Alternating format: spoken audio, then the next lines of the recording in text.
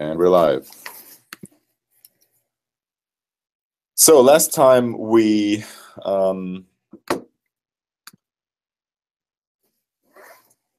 implemented the reader for the VM files.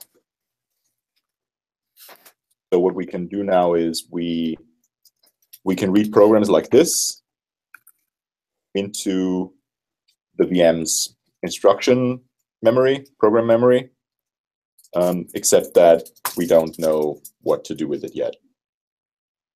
And that's where we're starting now.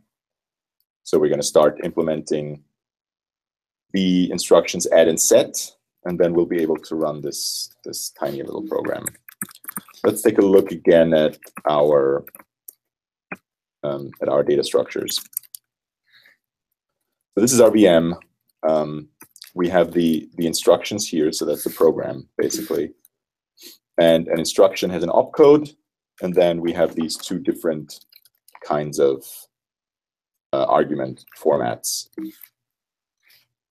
And add actually, so the add instruction takes this kind of format, which takes up to 3 slots as arguments, or sometimes they're not actually slots, sometimes they're indexes of instructions for jump instruction, for example. But in our case, in the case of the add instruction, there's slot numbers. And the set instruction takes a slot number and an immediate, meaning that that's a number that's not interpreted, but that's just written as it is into that slot. And that, of course, has to be a 64-bit integer because we're working with 64-bit integers. And the others, we're just using 32-bit integers because we're not going to use more than 4 billion times 8 bytes of memory. Our programs are very small. Maybe I'm not forward-looking enough, and maybe this will become a big thing, and we'll have to change this in the future, but it's very unlikely. Right. So let's write a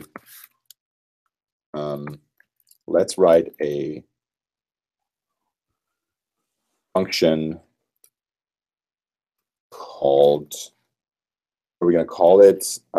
It's going to return a number, because also what this specifies is we should implement return, but we're implementing simpler semantics for return, namely because we don't have a call instruction yet. Return just quits the program right away and returns the result. So we don't have to do anything complicated, but we do just return the value here. So we're going to call that VM run. We're going to give it the VM. And I guess we can just start at 0. We don't need any arguments because the arguments we assume have already been pushed with VM push args. All right, so we can actually just go and run. So what we have then is a instruction pointer, a program counter, which starts at 0. And we might wanna at some point take this out of this function and put it into the VM itself for the reason that you could, for example, then run individual instructions. For example, if you wanted to write a debugger, you might want to run one instruction after the other and then look at the state of the VM and then run the next instruction. But right now we don't care about that. We just want to run the whole program. So our program counter is a local variable, and we're going to run in an endless loop. And we're going to look at the instruction switch VM instructions of PC dot opcode. And right now, the only opcodes that we recognize are, I'm actually going to put all of them in here, but we don't care about all of them.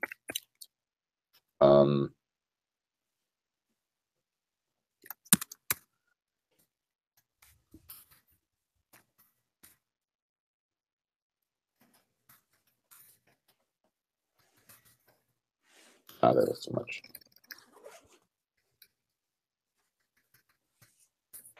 Okay. Equals. Was that all? Yes. So we care about set, and we care about add, and we care about return. And everything else we assert on, and I guess we return also. But also the default case is an even worse. So this is not a proper assert. This is just because I'm lazy. This is an actual real assert. Like this must never happen, right? Because that's an instruction. That means the other instructions don't exist. This is an exhaustive list, right? Okay, now let's add. Let's implement those instructions. What does the add instruction do?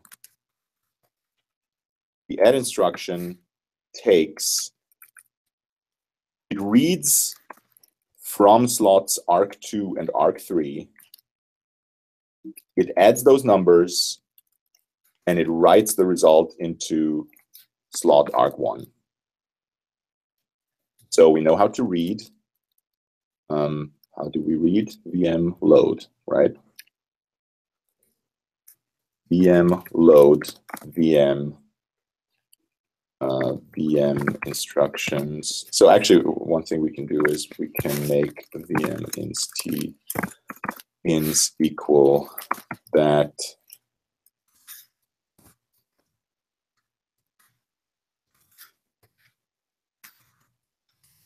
so ins args slot arg2 plus VM load VM ins args slot arg3, and I'm gonna make a variable in 64T called temp, and then we're gonna VM store VM ins args slot arg1 temp.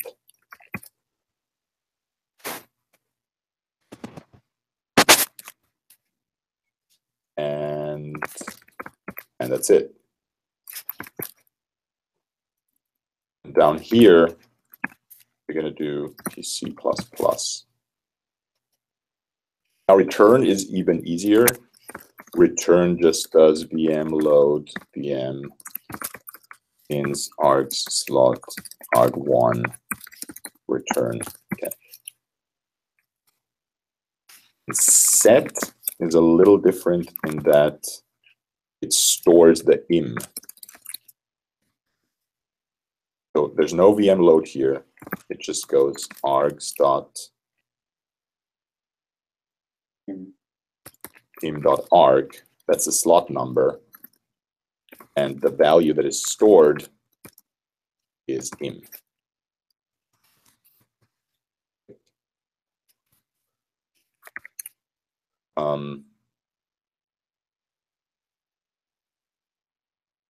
Does that make sense? Yeah. Does it look good? All good. Okay, let's try it out. Main.c. So VM main,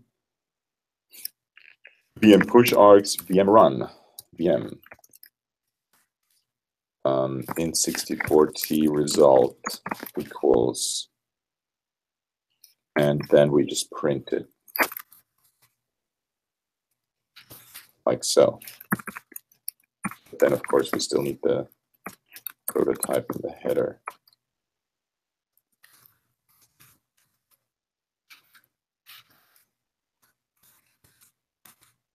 Sure.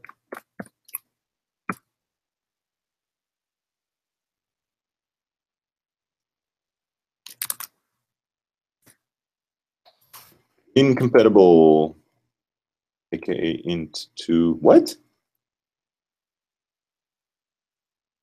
Oh, it's not VM load.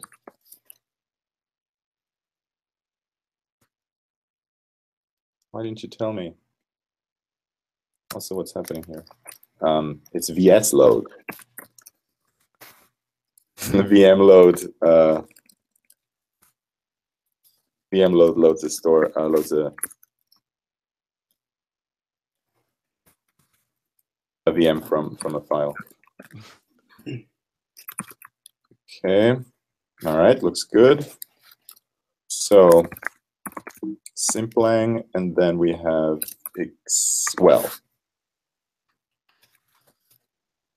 assignments.md. I should put this into file, and I should call it, how do we call it? VM2 dot,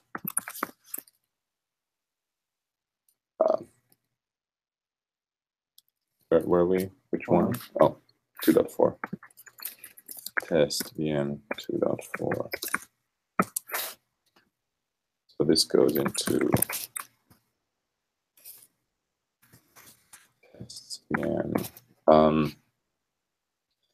I don't know. What does this do? It adds 3 numbers, right? What's so funny?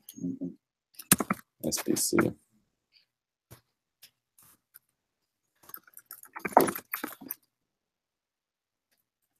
That's kind of weird, but whatever. Oh, it's a tab. Why is that a tab? So. Is there an empty line at the end? Because I No. thought you said. Okay. Oh, sorry. No, there's a new line. Yeah. I mean, I don't know. Does that qualify as an empty line? There's a new line at the end. The file ends with a new line. Okay. I wasn't sure if the program broke, but okay. No. We'll see.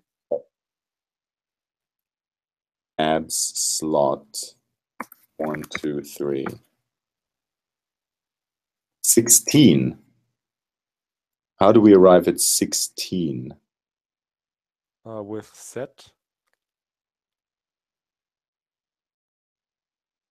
Oh, set. Yes. So wait. So it adds the 3, and then it adds 10. Yes. That's perfect. Works. 1, 2, 3, 4, 5, 6, 7, 8, 9. Print 1378. Boom. Okay, well, that was easy. That's cool. done. Cool. I just need to make the... I'm a little too lazy to do that now, to change my test script so that it also works with SBC files. So I'm not going to do that right now. But I'm going to commit the test. So that is this. That's that. And then we have that. That's assignment 2.4. So let's continue. The next one, implement all the other instructions that only operate on the value array. So that is move, multiply, negate, not, less than, and equals. So move is very simple. Move just loads from slot 2. It moves the second argument. It moves the number in the second slot to the first slot. So what move does.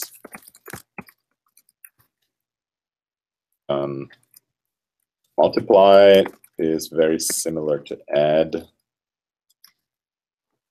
except that it multiplies. That's easy.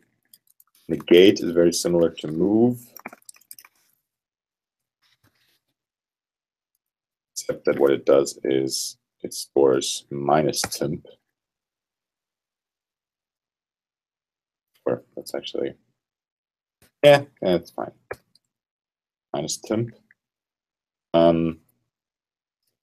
Not is also very similar to this. So here's the thing about not. So not, if you recall,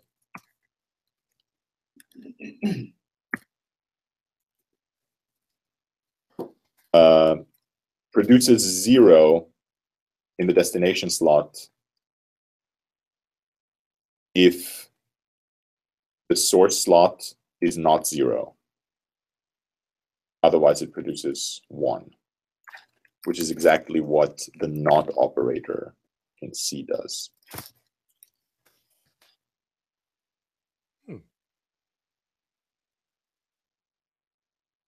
Except I'm not sure that, does it operate on int64s?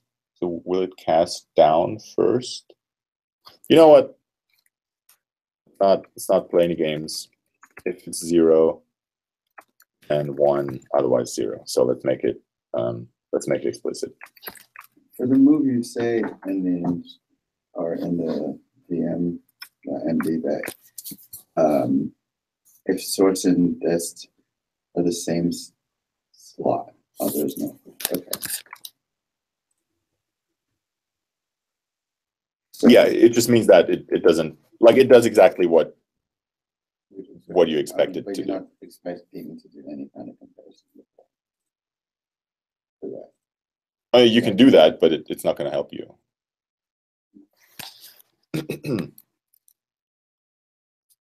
All right, so we only have less than and equals. And they are kind of similar to this. Let's actually make a second temp. Let's make it temp2. So that it's more obvious what's going on. Temp2. And then store 1 if temp is less than temp2 and 1 else 0. Make sense? Yeah. And equals, if temp equals temp2, then 1 else 0.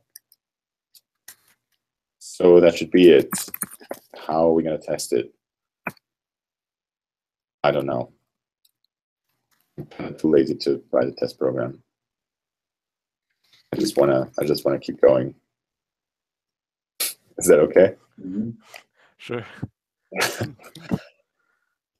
I think we can actually make it to the final, to the finished VM today in like 15 more minutes.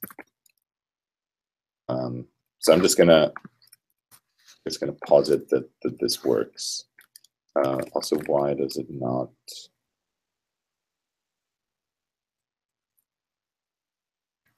What's going on here? Oh no, I'm such an idiot.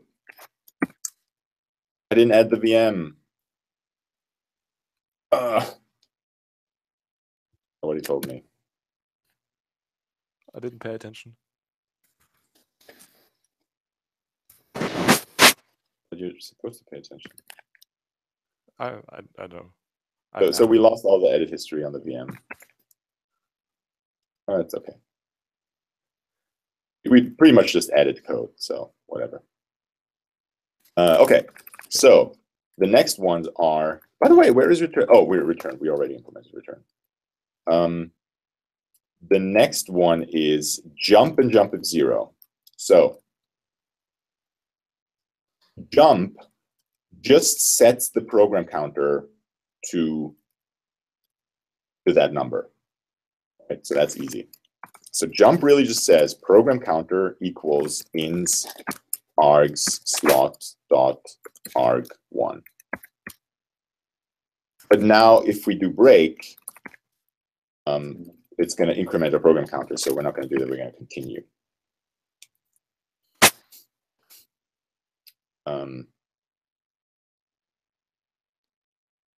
And jump if 0 checks whether this slot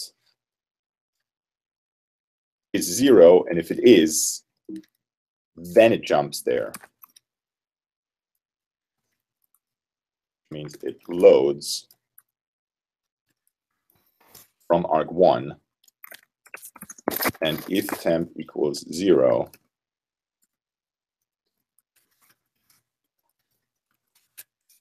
it does this. Otherwise, it does nothing.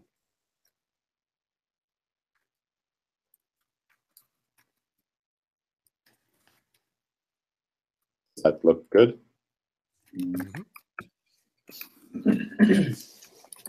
So let's try this one. So this is assignment 2.6. Tests VM 2.6 fact.snippets.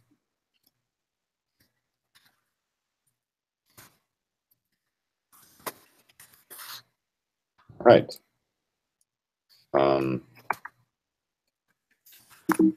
6. Yeah, looks good. Cool.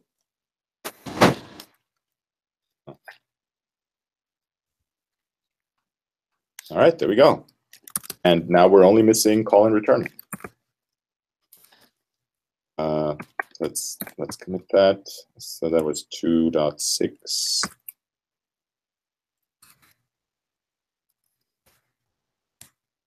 As you can see, this is a lot easier than implementing an interpreter for the whole of Simplang, right? Despite it being at least as powerful as Simplang. But of course, if we want to run Simplang code, we have to write a compiler first to generate code for this thing. So this is assignment 6.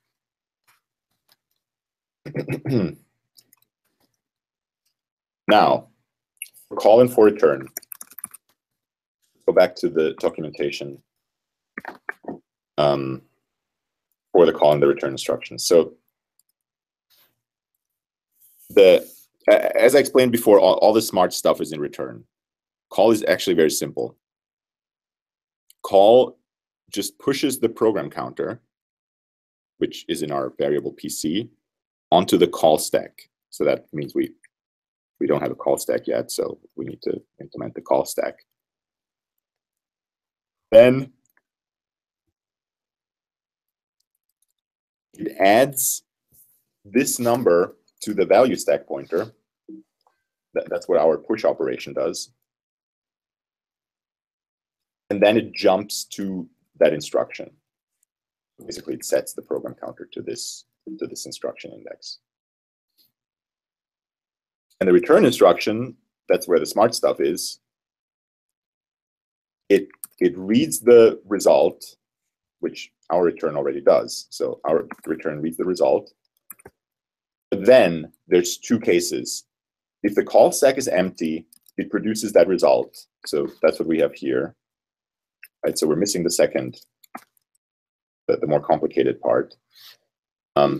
If the call stack is not empty, it pops off the index of the call instruction that is corresponding to that return. And then it looks at the call instruction that called it. It decrements the value stack pointer again by that number from that call instruction. And then it writes the result into that slot. And then it transfers to the control, it transfers control to the instruction after that call instruction. So basically to the program counter that was pushed +1. And it's not very complicated. It's just, much more complicated than all the other instructions. So let's get started with, let's actually implement, let's think first about how we're going to represent the call stack. And let's make an interface for it.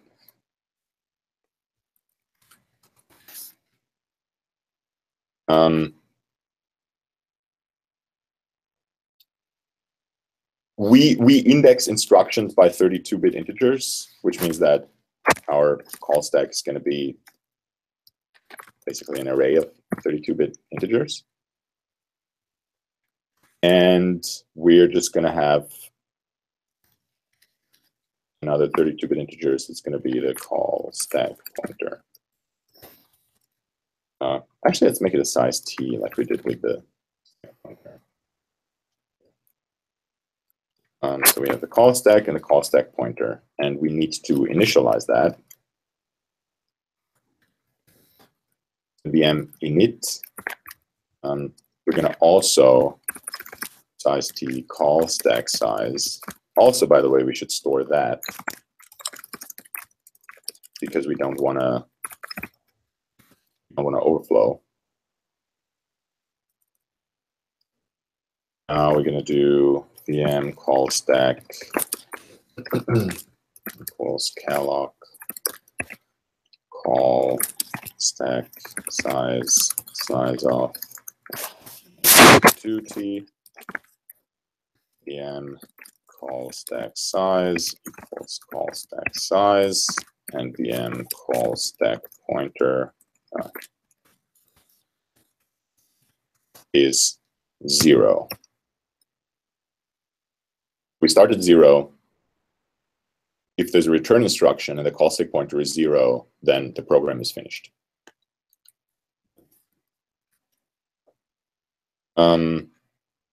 Now let's make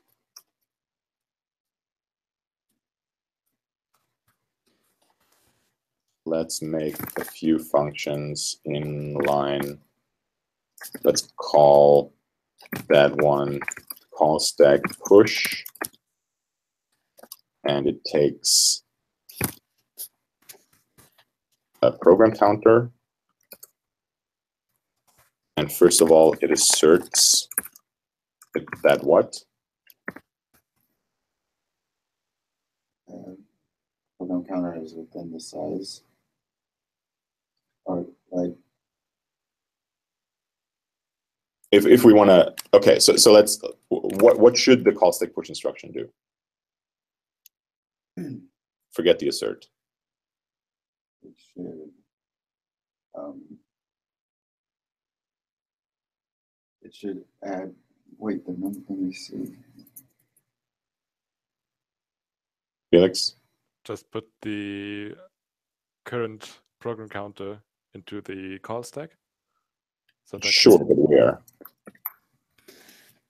Where the call stack pointer is looking right now. Okay. And we can post increment that. So we should. If I do this a billion times, what's going to happen? Overflows. So it goes. Okay. How can we assert the call stack size? We want to assert that the call stack pointer is bigger than the call stack size? No, smaller. Yes.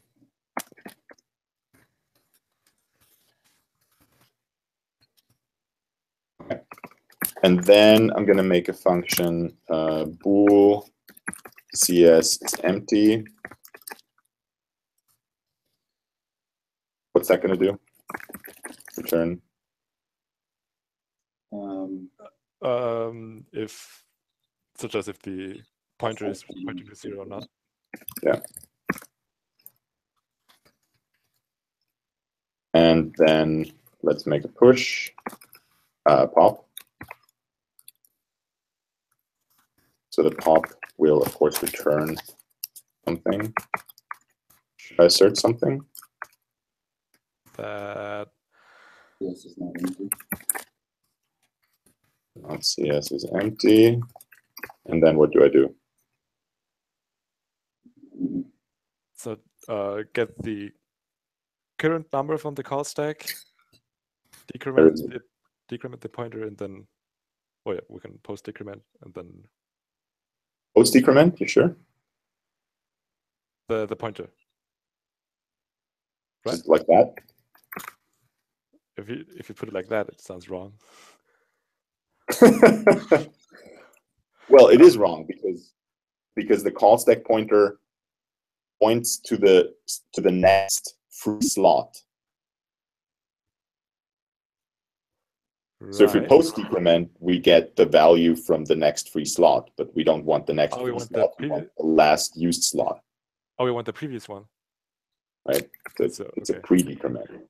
Okay, right.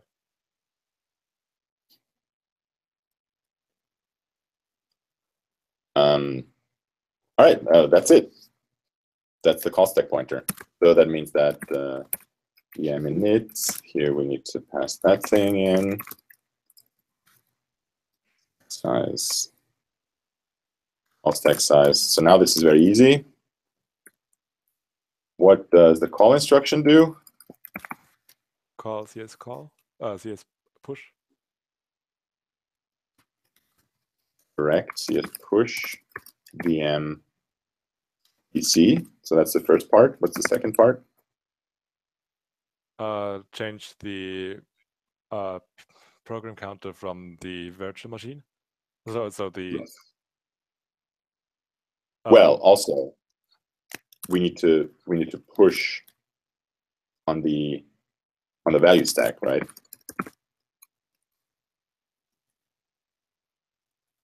Oh, right. So do yes push, namely that is arg2. That's this. Mm-hmm. Right? Adds that to the value stack pointer, and then we jump to arg1. Right. So then we say PC equals arg1.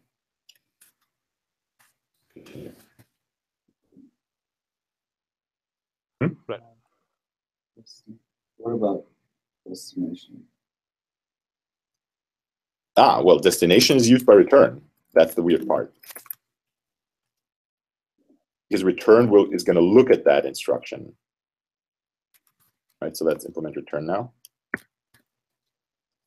Return. So this is our result. We need to get that anyway. But now we have two cases. If the call stack is empty, if CS is empty, VM, then we just return that result. Right, so done.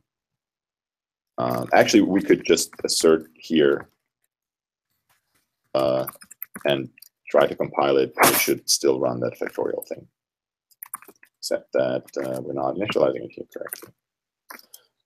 How deep are we going to do that?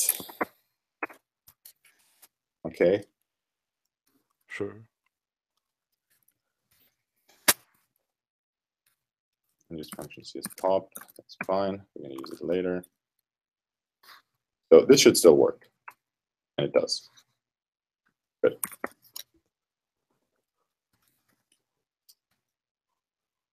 So the other case is we pop the index off of the call stack. And we don't actually need our current PC anymore, so we can just say PC equals CS pop VM, I think. And now we can look at that instruction.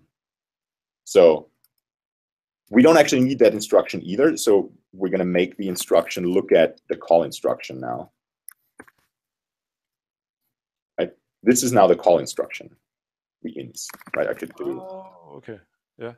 Assert ins opcode equals VM opcall.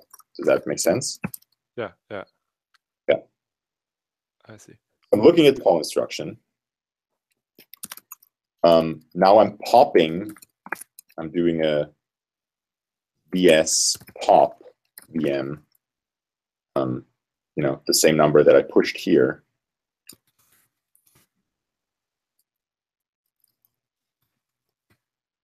Popping this now. So now my value stack is back to where it was in the call. And now I'm just writing the result to the dest slot. So now I'm just saying vs store that to 3. Is that, I think 3 was dest slot, yeah. Okay. And now the last thing that I'm doing is I'm transferring control to the instruction after call, but that happens automatically because after the break, there's a PC++. Mm-hmm. Make sense? So let's that compile, so let's compile, still run. But now, theoretically, it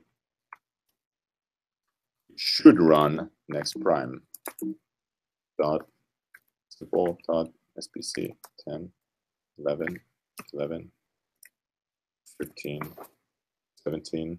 Does that look good? 700. 700? What's the next prime after 7? Oh, you just, okay, that's easy. There you go. It's done.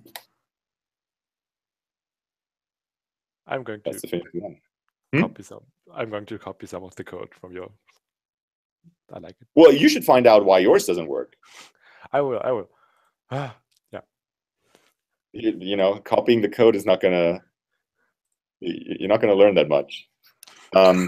We could now, you know, just for fun, see what the speed difference is between this here.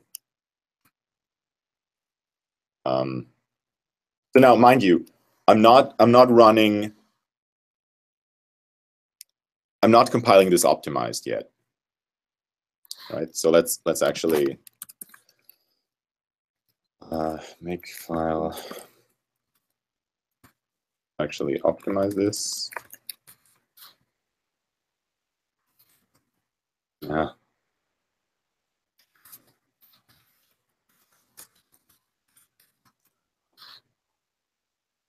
And let's run this again. Oh, whoa. So optimizing this made it a lot faster. Do you remember when we optimized the interpreter? Yeah. It didn't go a lot faster. And the reason for that being because most of the time wasn't actually spent in the interpreter. And even then, the interpreter isn't very, like, it's very spread out code. It doesn't optimize well. So by the way, let's take a look at what the overhead's nothing. So this is about 0.29 seconds. And now we could try running the same thing with our interpreter. But in that case, we need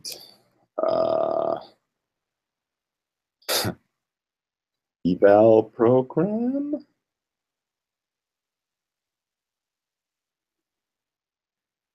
We need to init the scanner, right? No. What do we need to do? Oh, eval program main. What does eval program main do? Where's the context init? Oh, there's no init context. No, there is. We need this. Parser init. And then return eval program main. Right. Should be easier.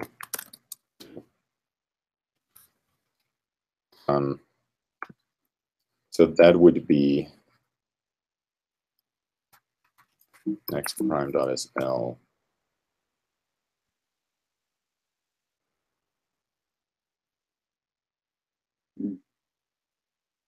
So that's 5.4 seconds. So we're about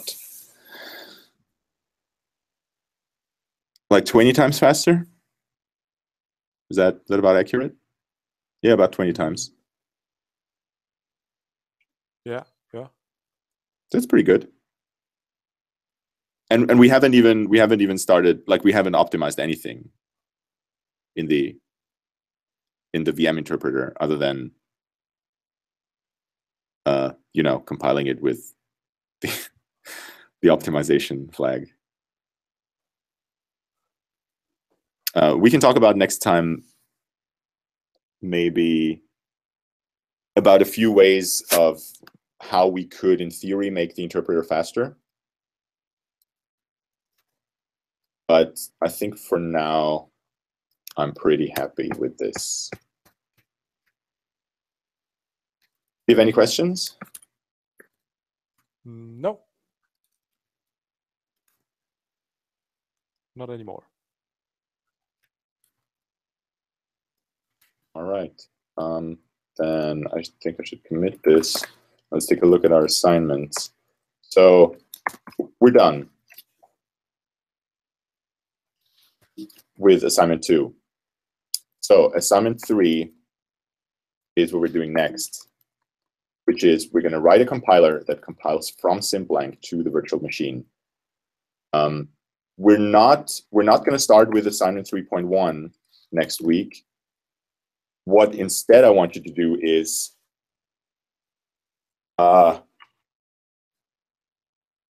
think about how Symblank, or how constructs in Symblank correspond to stuff in the virtual machine.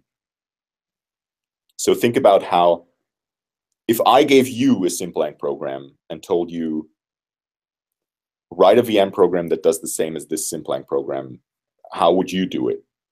Like if you had to do it by hand, right? And try to convince yourself that you can do that for all of Symblank. That there's nothing in Symblank that you can't translate into the VM. And if there is, then obviously we'll talk about it. We'll talk about it anyway. But especially if there is something that you can't figure out how to do, then we should talk about that in detail. Does that sound good? Yeah. All right. Sounds good. Then I'll talk to you guys next week. All right. Thank you very much. Bye. Bye.